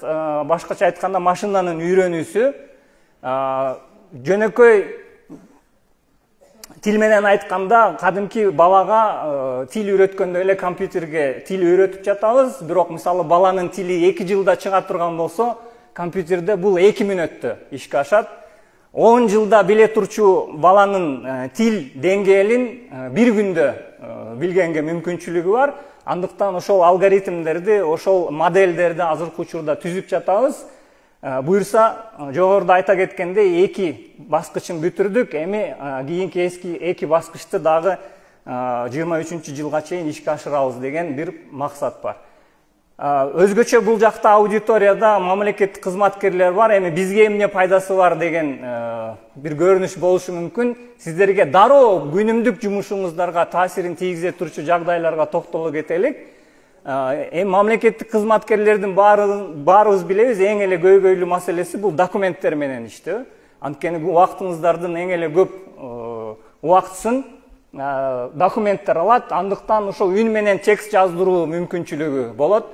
Клавиатурадан тербей, компьютерге келип эле өзүңүздүн сөзүңүз менен айта турган болсоңуз, ошол эле учурда бир нерсени туура эмес айтып алсаңыздар, ал документте өзү ошол каталарды оңдоп кете турчу. Муну туура эмес айттым, мазмунду мындай болот эле, бул сөздөн кийин бул сөз келгени туура болот эле деген сунуштарды дагы бере турчу мүмкүнчүлүк бар. Көлөмдүү тексттерди кыскартуу дагы маанилүү бир жардамчы болуп эсептелет. Анткени кээ бир учурларда баарыңыздарга бир 25-30 барак, кээ бир учурларда 100 барактык документтер келиши мүмкүн.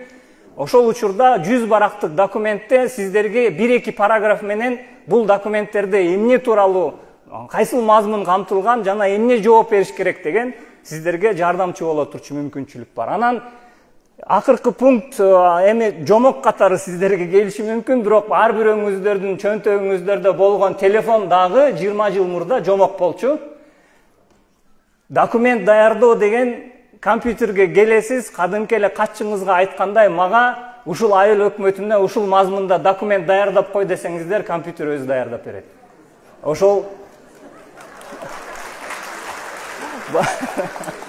өзгөчө жылдын аягында отчет даярдап берет сиздин ордуңузга. Буюрса ошол убакытта эми 20 жылга созбой эртелеткенге аракет кылып атабыз. Рахмат.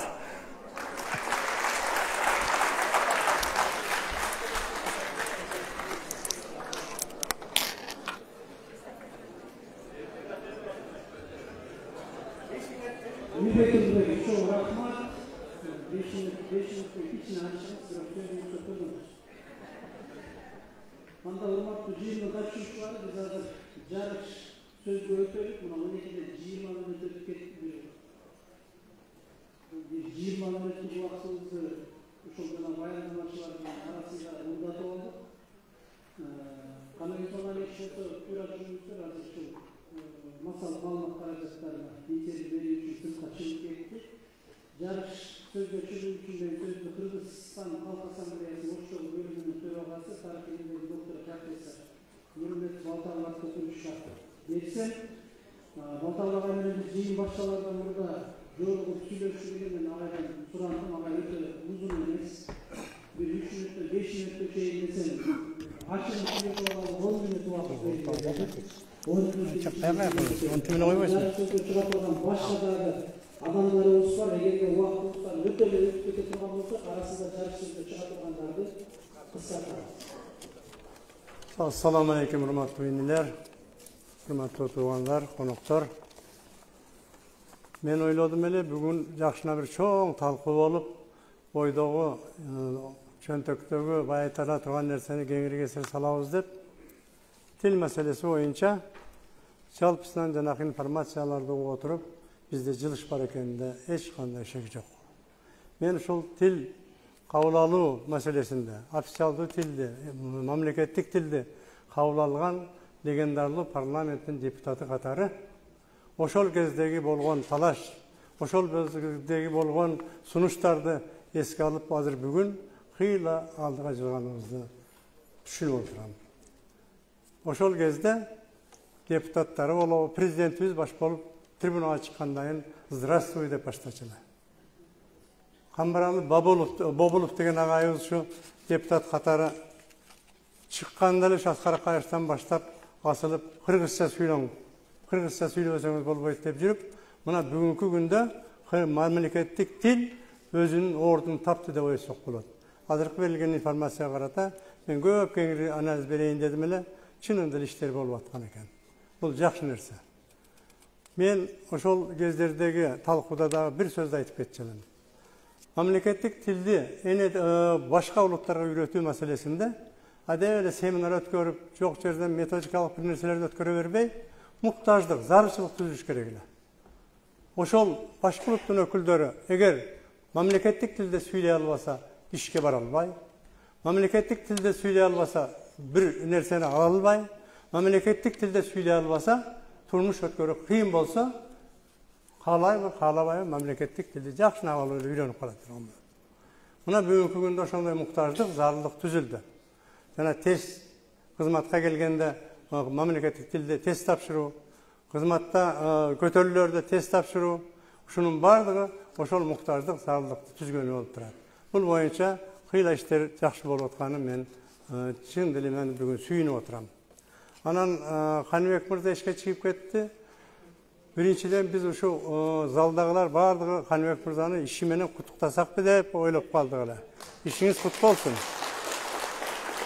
Ол мамлекеттик деңгээлде көптөгөн иштерди аткарып келип атасыз. Бул ишти дагы Кудай кааласа жакшы жолго коет деген биздин ишеничибиз бар.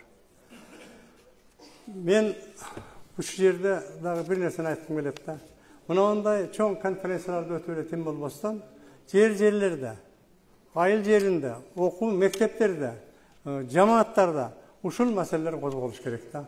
Ана мындай жерде өткөрүп коюп эле пичичке коюп койгонубуз менен бул иш алга жылбайт. Алга жылыш кыйын болуп калат.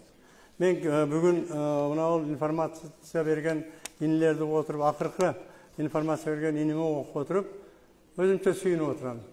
Жакында мамлекет тилди үйрөн дебей эле, жөн эле отуруп алып, компьютерден эле заказ берип коюп отура берет экенбиз. Кудай кааласа алда болот окшойт менимче. Мен экинчи маселеге токтолуп кетким келет. Экинчи маселе өтө бир орчундуу маселе, нарк маселеси. Улуттук нарк боюнча сөз болгош керек эле. Бүгүн ошол боюнча президентибиздин жарлыгы кеңири кесири бул жерде айтылып, далилдениш керек эле. Нарк маселесине келгенде биз чынында аксап калып атабыз. Мына бүгүнкү президентибиздин чыгарган жарлыгы өтө керектүү болуп отурат. Ошол легендарлуу парламентте биз демократиялык эгемендүү мамлекетти түзүп кабыл алдык деп сүйүнүп, жакшы ниет менен, жакшы тилек менен ушу максат кылдык эле. Биз мамлекетибизде каада салтыбыз, үрп адатыбыз жакшырып, нарк маселеси жолго коюлуп, жаштарыбыз бир тарбиялуу, бир нускалуу, жакшы бир тарбия алат деген ойдо ошол конституцияны кабыл алдык эле. Ошол эле символикаларды кабыл алдык эле, демократия деген маселени кабыл алдык эле. Мына бүгүн акырын ошого багыттап көз салып көрсөк, биз 30 жылда демократияны деп алып, анархияны түзүп алып турбуз. Муну эч ким жаап жашыра албайт.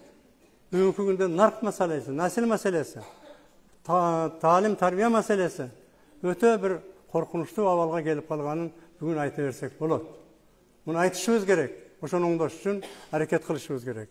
Бүгүн мен ойлодум эле, мына информацияларда ушу нарк насилде козголуп аткандан кийин кеңири кесири сөз болот деп. Биз ата-бабалардын ошол нарк насилинен каада салтын сактабай, беделин түшүрүп алдык бүгүнкү күндө. Улууну урматтоо деген жок, кичүүнү сыйлоо деген жок. Окуучуларыбыз баш болуп, мугалимдерибиз баш болуп, muğalimge atırılıp sögüp atsa, muğalim gelip anı vurup atsa, kayaktağı nark nesil.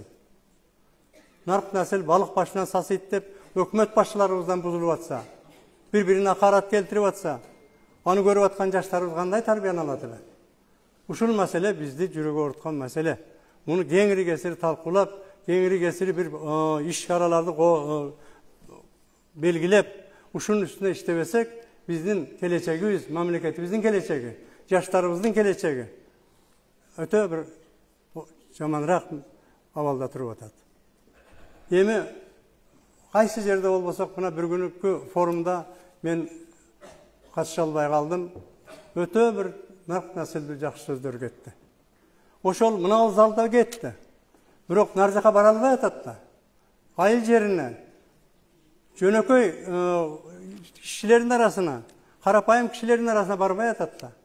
Ben Komünistik Partiyanın ideologiyasını жүрgüzüş boyunca addeldi başkarıp, oşonu suvarılgan adamman. Eğer de Sentralny Komitet KPSS'ten bir çeçim çıksa, oşol karapayım kalkozçunun üyüne çeyin jetmeyince biz canımız tınç demeselik. Oşonu düşündürüp işleri cercelerde bolçala. Bugün biz oşol nark nesili boyunca, talim tarihi boyunca bunu erde gana süylep koyup, narjaka jetpey atkanı zaman bolup atat. Bunu bu yerde oturgan hakimler, ayıl hökümetin başçıları, menimçe jakşına bir iş yaraları, konkretli iş yaralarının üstünden işleş gerek bolup turat da. Anam bu yerde ura dep koyup durup, narjaka jılbay kalganımız öte zaman bolup atat. Men oşon üçün bir-iki özümün sunuşlarımı aytıp ketkim keledi.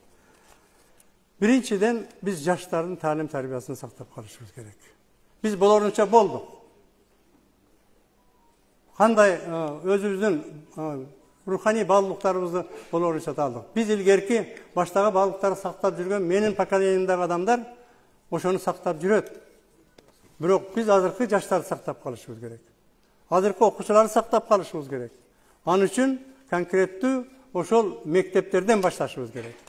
Bugünkü günde mekteplerden işin, jogorku okuu jaylarının işin ukkanda biz bilim sapatın gana karap atabız. Kança altın medal aldı, kança testten öttü. Biroq kanday insan tarbiyalanıp atat. Kanday okuucu insan dep o katarı kalıplanıp atat.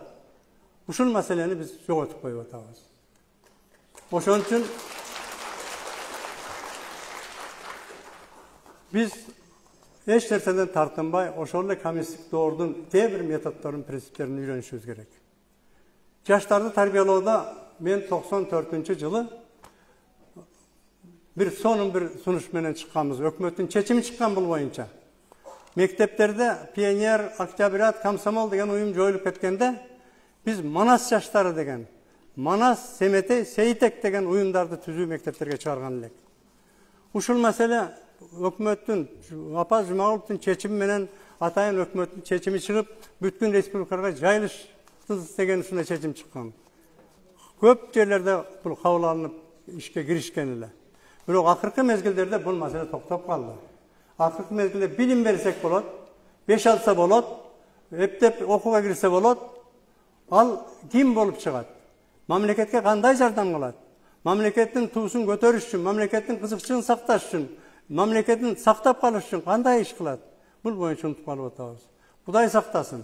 Eğer de bir janjal çıga turgan bolsa, biz kimge şenip, kimge barıp, kimdin şol aldıga salarыбызды bilbey kaldık. Biz köp uluttu elbiz. Men şol assambleyanın jetekçisi katары aytıp ketkim kelет. Köp uluttu elbiz. Oşol ulutlardan, misal bugünkü günde Özbek bolobu, Tajik bolobu, Kırgız mamleketinin jaranı katары janın kuygüze turgan baldardı tarbiyalaşыбыз керек эле да. Bul bir. İkincisi, tarbiya meselesini şu yolga koyуу üçün biz özünçe bir jakşı iş şaralarda işlep çıgуу bizdin millet bolup turat, bunu eske alsaňar. İkinci mesele, biz şu ruhani döwletler ata-babadan kılgan bağlılıklar zamandan oşol bağlılıklardı bugünkü zamandın talabına karata bir ılayıktaştırыбыз gerek bolup turat da. Uşul dagı bizdin millet katары bolup atat. Uşul jarlyk nark nesil boyunca jarlyk. Bizdin köpten kütkön jarlygybız ele. Kançalagan prezidentler özlerinin hareketini kılıp ketdi. Biroq jamanaga bizdin prezidentimiz en bir toğru çeçim kıldı. Buga göңүл burup şunu işe aşırıp alsak, биздин эртеңки келечегибиз жок экенин айтып кетти да. Бул маселени чечүүдө биринчиден мен өзүм аксакал катары аксакалдардын ролу чоң. Biz аксакалдар жаштарга өзүбүздүн жүрүшүбүз менен, кийген кийимибиз менен, нарк населди сөзүбүз менен, акыл насаатыбыз менен, берген патабыз менен үлгү болушубуз керек болуп турат. Мен ушул жерден акимдерге айтып кетким келет. Өзүңөрдөгү аксакалдар институттун кичине жандандырып, ошолорду алдыга салып алып туруп, эл кыдыртып, бүгүнкү болуп аткан сөздөрдү эл журтка жеткирсеңер менимче жакшы болот эле. Бирок бизден да кетип атат, аксакалдардан дагы. Бизден дагы ошо нарк населдүү сөзүбүздөн айнып, жүрүм турумубуздан айрып, баскан изибизден айрып, кийген кийимибизден айнып аткан аксакалдарыбыз болуп атат. Мен ошол аксакалдарды чакырып кетет элем, ушул маселени алып, бата берүүнү үйрөнүп, жаштарга үлгү болууну үйрөнүп, өзүбүз биринчи үлгү болуп көрсөтүшүбүз керек болуп турат да. Дагы бир маселе ошол жерде. Кечирип койгула, мен бир-эки сөз айтып койбосом болбой калды. Үй бүлөнүн ролу боюнча дагы ушул көп нерселер туруп атат. Мына үй бүлө, баягы балдардын таалим тарбиясы. Бардыгын мектепке жүктөп салганбыз. Мектепке, детсадка жүктөп салганбыз. Ата-эненин ролу каяда калды? Баланы тарбиялоодо бардыгын эле мугалимди жамандай бербей, мугалимдин үстүнө бардыгын артып салбай, ата-эне деген биринчи ушул нарк населди баштап тарбия берүүчү очок ошол жерде. Бул маселени бизде көтөрүп чыгышыбыз керек болуп турат да. Эми бир айтылбай турган сөз эле, биз нарк населди үйрөнүш үчүн жогорку эшелонду карап турабыз. Президенттен баштап депутаттарга чейин карап турабыз. Кечээки ушул президент депутаттардын бири-бири менен пикир алмашып, кайчы пикир айтышканы жаман жүрөк ооруйт экен, мына карыган кишиге өтө жүрөккө катуу кабыл алындığında ошол жактан нарк населди башташыбыз керек. Тетиги жогорку эшелондон башташыбыз керек нарк населди маселесин. Мен бу жерден ушуну айтып кетер элем, Каныбек мырза, сиз көп баскычтарды басып өткөнсүз. Ошол жерлерге барганда бул акылыбызды айтып коюшубуз керек. Мисалы үчүн балык башынан сасыйт деп ошол жерден бузулуп атса, эл журттун башчылыгы ынтымак болмоюнча элдин шор ошол. Ошолордун ынтымакчылык болсо элибизде ынтымакчылык болот. Биз Кудай кааласа көп улуттуу Оштун эли бири-бирибиздин ушу жаман сөздөн, жаман көздөн сактап, этият кылып жашап келген элбиз. Кудай кааласа ушунун үстүнөн иштесек, бүгүнкү айтылган маселелердин баардыгы ишке аша бермекчи. Бар болгула, аман болгула. Ой балам, мына үзүп жатам. Анда кийинки жарышыбыз Ош мамлекеттик университетинин ректору Кожобек Кудайбековго кайрылышы.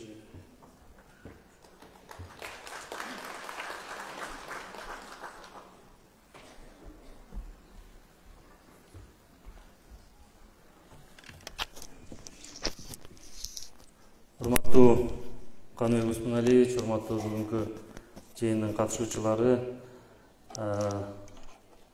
биринчиден мен дагы Каныбек Усмоналиевичти мүмкүнчүлүктөн пайдаланып бүгүнкү жаңы кызматы менен куттуктап кетем. Ишиңиз ийгиликтүү болсун. Буга чейин уккан информациялар боюнча анан мен бир-эки гана нерсеге токтолуп койгум келип атат. Бул жерде ушул билим берүү системанын өкүлдөрү, акимдер, айыл өкмөттөр баардыгы катышып аткандан кийин биз университет катары албетте бүгүнкү аракет ошол тил маселесин жакшыртабыз деген баардык деңгээлде ар ким өзү аракетин жасап атат. Ошого биз жогорку окуу жай катары ар бир университет же болбосо биздин Ош мамлекеттик университети кантип ушул маселени өнүктүрүүгө көмөктөшөбүз деген теманын үстүндө анча-мынча иштеп келатабыз. Ошол боюнча бир келген жолуккан нерселер жөнүндө айтып койгум келип атат. Өзүңүздөр билесиздер, мына мектептен баштап, 1-класстан баштап тил окуп атат. Жалпы эле биз университетте мына бир эле кыргыз тили эмес, 3 тил жөнүндө жок дегенде сөз кылып атабыз. Кыргыз тили, орус тили, англис тили биздин жаш балдар, студенттер, бүтүрүүчүлөрүбүз ушул тилдерди билсин деген ой максат менен иштеп атабыз. Ошонун улам акыркы мына 10-15 жыл болоюн деп калды окшойт. Ушул университеттик деңгээлде 240 кредитке чейин саат ушул тилге берилет. Мектепте өзүңүздөр билесиздер, ушу 1-класстан баштап ушул тилдерди окуп келип атат. Биз бүгүнкү күндө ушул университет болобу, мектеп болобу ушул тилдердин окутулуу сапатына биринчиден көңүл бурушубуз керек болуп атат. Экинчиден мына Батмажик айтып кетти, бүгүнкү күндө тилди окутуунун технологиясы, методикасы өзгөрүп атат да. Мына деңгээлге ылайыктап окутуу деген бул чоң маселе.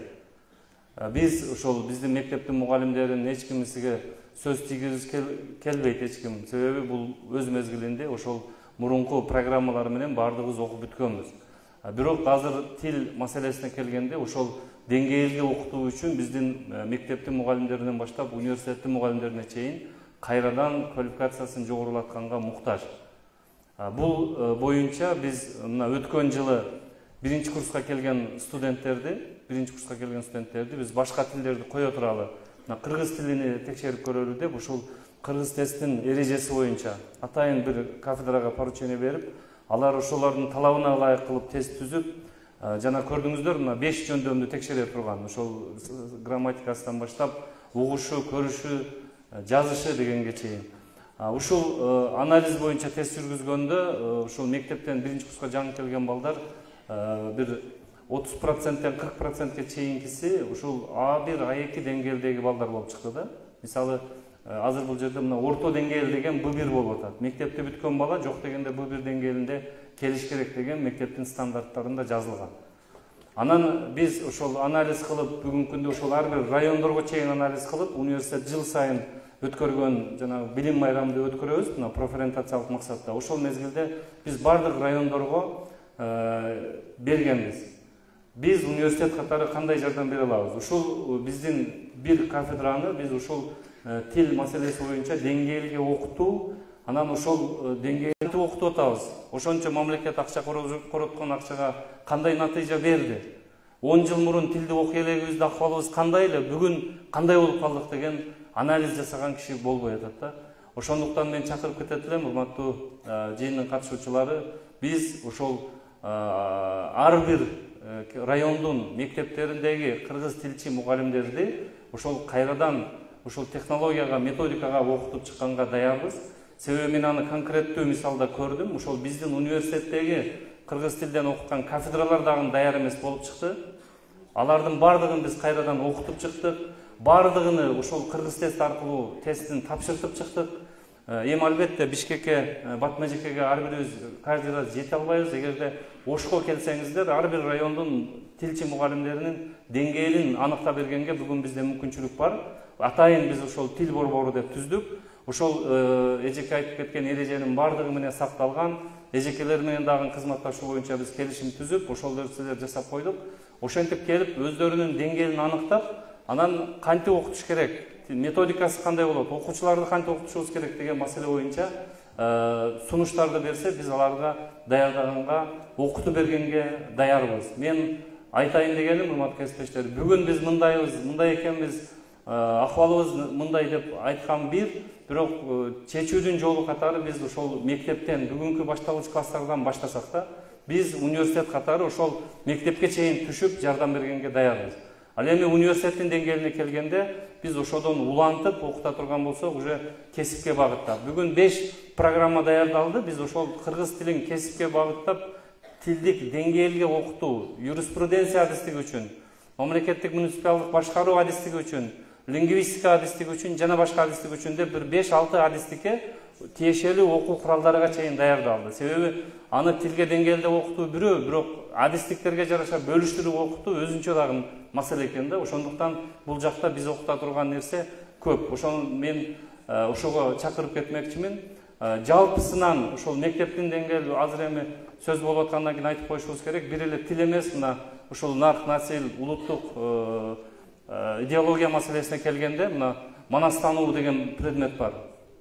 Ушул жерден университетке келгенден баштап окутуп атабыз, мектепте окутуп атабыз.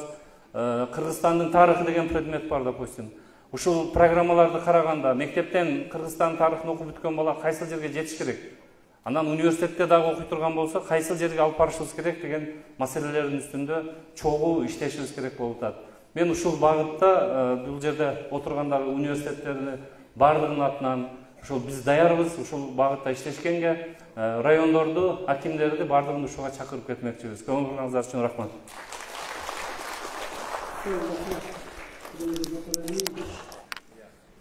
Кейинки жарышы Кыргыз Республикасынын Улуттук Жарыштуулар союзунун Ош шаардык жана Ош облустук бөлүмүнүн төрагасы Улукеев Улукбек Айтмаматович берилет.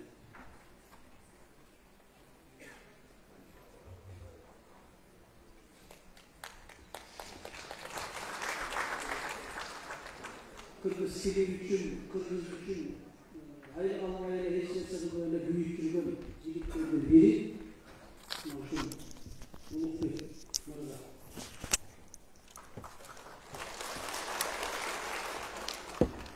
Арбаңыздар, урматтуу конокторор, урматтуу Каныбек Усманалиевич, урматтуу түрдөгү биздин эл жакчылары, эл башчылары, бар болуңуздар.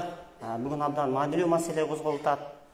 Абдан биздин келечегибизди аныктай турган, биздин улут катары, мамлекет катары мындан ары жашап кетишибизге өбөл болуп турган чоң маселе каралып атат. Бүгүн мен кыргыз тили, мамлекет тили боюнча көйгөйлөрдү айта берсек абдан көп. Бирок мен жакшы жактарды, жакшы сөз сүйлөгүм келип турат. Анткени Жалил Садыковдун Сөз кадыры поэмасында жакшы сөз үйкүмү кылат, жакшы сөз күндөн жылуураак, жакшы адам сөзгө түшүнүп, жакшы адам сөзгө жыгылат деген керемет сабы бар да. Эгерде мамлекеттин тил багытына жүргүзүп аткан саясаты, биздин эл жакшылардын саясатын эсепке алганда, кээ бир катмарлардын тилге болгон мамилесин эсепке алганда, бүгүн биздин мамлекеттик тил жоголуп кетиши керек болчу да. Бирок мамлекеттик тил коомдук уюмдардын, жарандардын, анан эл арасындагы мекенчил патриот инсандардын аракети менен өнүгүп, улам алдыга жылып баратат.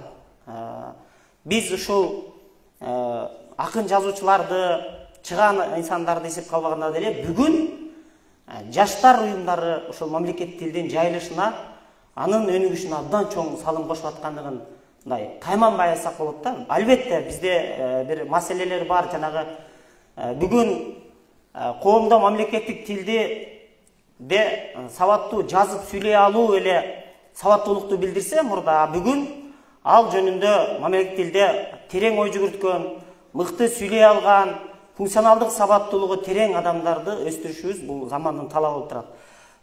Жаштарда дагы аябай көйгөйлөр бар. Мисалы, бөлүкчөлөргө мүчө улап сүйлөшөт, курсаң ачпай элеби, биз бүгүн мына ишти жасашыбыз керекпиз деген келеге мите сөздөр менен сүйлөгөн жаштар бар. Бирок тилди жоготпой, өнүктүрүп сактап келе жаткан уюмдарды биз айтышыбыз керек.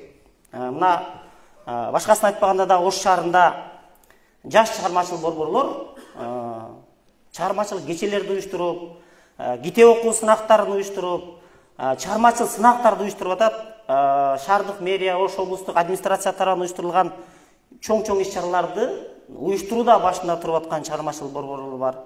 Жигер, Өрнөк Башат, Достук, Жаратман, Ош кайрыктары, Дем кербени, Таланттар Урдосу деген жаш чыгармачыл борборлор, жаштар борборлору бүгүн ушул чоң иштерди аткарып атат. Мына ушул борборлорго жардам берген окуу жайдын жетекчилерине ыраазычылык билдирип коюш керек. Булар каражат жагынан, моралдык жактан дагы чоң көмөк көрсөтөт. Анан биз тамашоону, мына Ош шаарында өткөн көңүлдүү жигиттер деген чоң проектти биз кээде шылдыңда маскалап жүрөбүз да, бул мындай сүйлөшөт, тигиндей сүйлөшөт деп.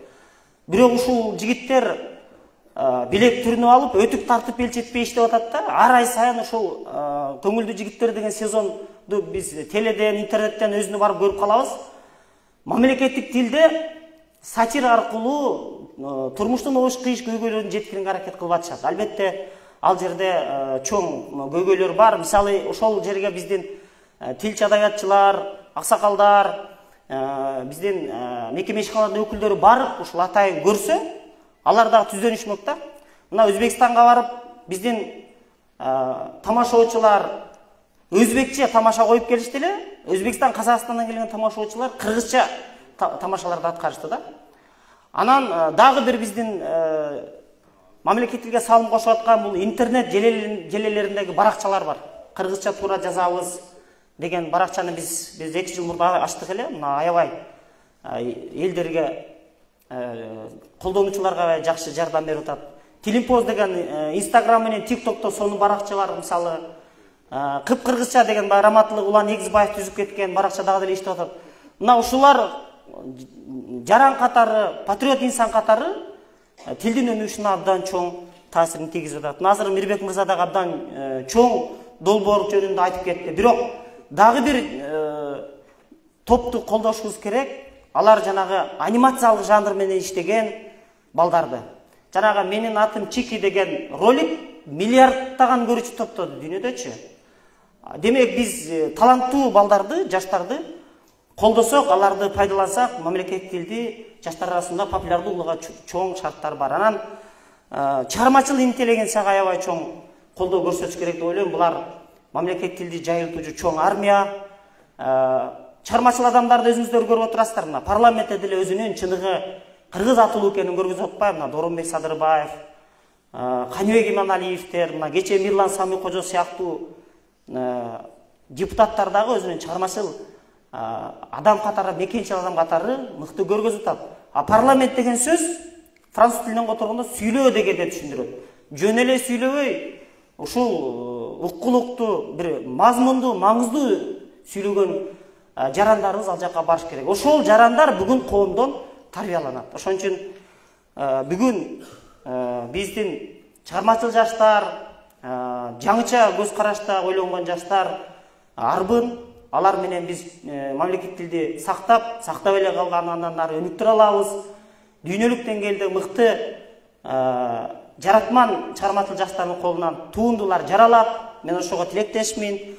Анан ушул мамлекеттик тил комиссиясына, Кыргыз Тес борборуна, азыркы Улутсов компаниясына мен ийгилик каалайм. Ар дайым ушул мамлекеттик тилди өнүктүрүүнүн үстүндө талбай иштей бериңиздер. Биз мамлекеттик тилди коргоого чыгармачыл адамдар ар дайым даярбыз. Чоң рахмат.